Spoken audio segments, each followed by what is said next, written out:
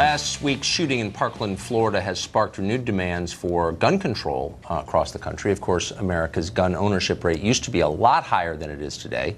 Yet deadly school shootings are mostly a recent phenomenon. What has changed? Could it be our overall culture has undergone a toxic shift? Matt Bevin is the governor of the Commonwealth of Kentucky. He recently suggested that violent video games and TV shows have created a, quote, desensitized culture. Governor joins us tonight. Governor, thanks for coming on. Great to be on with you, Tucker. So that is kind of the question. I mean, fewer American households own guns than did 50 years ago, and yet we didn't have school shootings. What do you think the difference is between then and now? Yeah, I think the thing is to ask ourselves what has changed, because your point is well taken. If gun ownership itself has not changed, and if in fact it's not, there are more gun restrictions now. There are more rules about who can or can't own a gun or how a gun might be acquired than there were 50 and 100 years ago. And yet 50 and 100 years ago, children did not slaughter other children at school. What has changed? It isn't the gun. So something culturally has changed. And I would submit that we have become significantly desensitized to death and to violence. And we are training children, whether we intend to or not, whether it's anyone's desire or not, through video games, through movies, through musical lyrics, through television shows, increasingly during prime time even. The amount of violence is increasingly realistic, increasingly graphic, and there is a cost to this. You couple that with the number of psychiatric drugs that children and adults, for that matter, are on, and the number of warnings about depression and suicidal thoughts. You couple all that with the fact that our mores as a society have shifted to the degree that they're largely non-existent, that we no longer have these clear delineated right and wrong boundaries, that everything is somewhat gelatinous. And these children are increasingly coming from broken homes as well, and they find themselves rudderless. And you're a father, and you understand it's important. What happens at home has a profound impact on what your children do out there.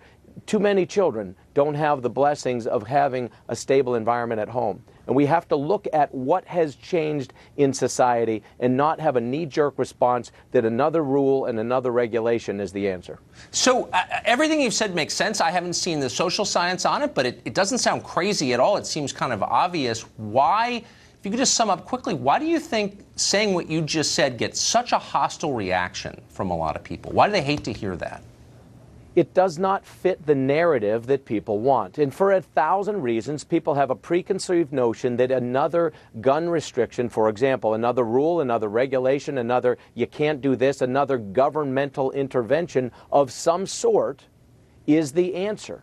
When in fact, nobody wants to look at what they have to look at if it's not that. And that is what our responsibility is in society as individuals, as parents, as teachers, as educators, as people in the churches and civic organizations and youth organizations. What are we not doing that was done a generation ago to provide the type of guidance that young people need as they grow up? And not the least of which is how you deal with differences of opinion.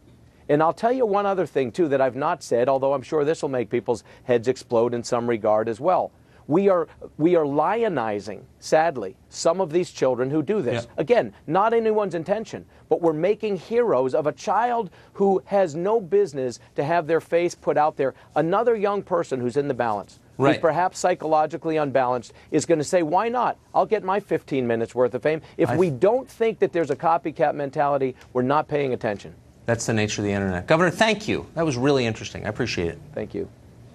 Lieutenant Colonel Dave Grossman is the author of the book Assassination Generation, and he joins us tonight. Colonel, thanks for coming on.